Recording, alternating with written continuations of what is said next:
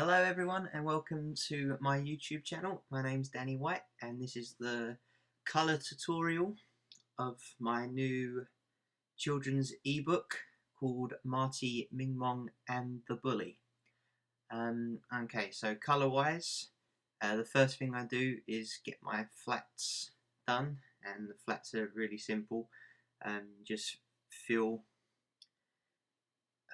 all the closed areas that you know are going to be a solid colour, and that's nice and easy. I also made the mistake in the character design of this book to give my little girl character a flowery dress, which was always a pain to draw those flowers. As you can see here, I colour on a separate layer to the inks, just so I don't mess up the inks. The colour layer is always underneath, just so you got that little bit of gap. Otherwise, when you if you don't do that, you get a little white line going around all your inks, and it notices in the final piece.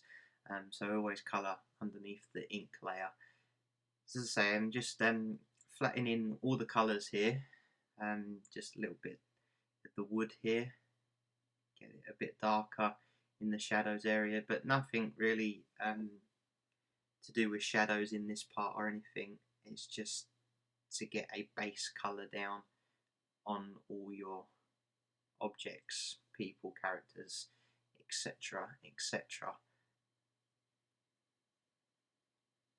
I use quite a hard brush to fill in the flats on the characters, just because you don't need to get much texture or anything.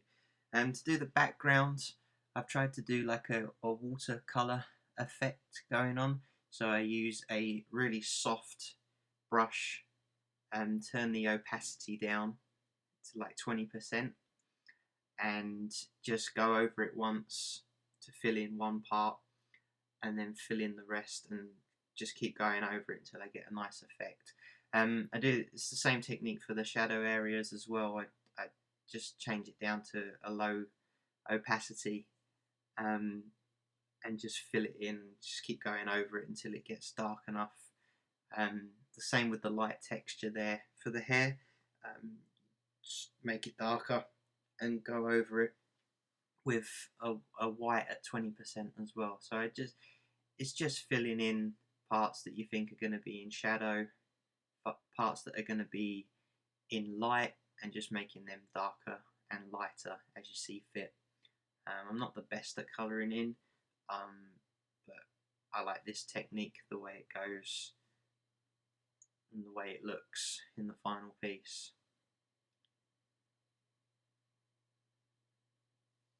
So a dress is always difficult to fill in to shadow.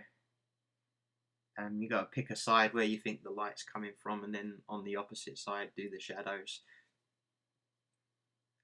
Obviously the ground, you got to think that the characters are going to be casting shadows themselves, so it's going to be darker the closer you get to them, and things like that. Actually decided to erase my inks on the background. I wanted a more free-flowing background, and just shadow it more underneath the characters there. And I wanted a little bit more texture and depth to the background. I thought it was a bit flat, so I just added some more shadows at 20%, and then I go in with a texture brush just to add that extra touch. I think the texture really works on that, just making it darker. You can see through. I like the texture brush because it just adds that extra effect that makes it look nicer. So that's pretty much all I do, and just keep retouching it as I see fit, and get as much texture in there as I like. So make sure you come back for the next videos. As always, comment, rate and subscribe, and I'll see you next time. Thanks for watching.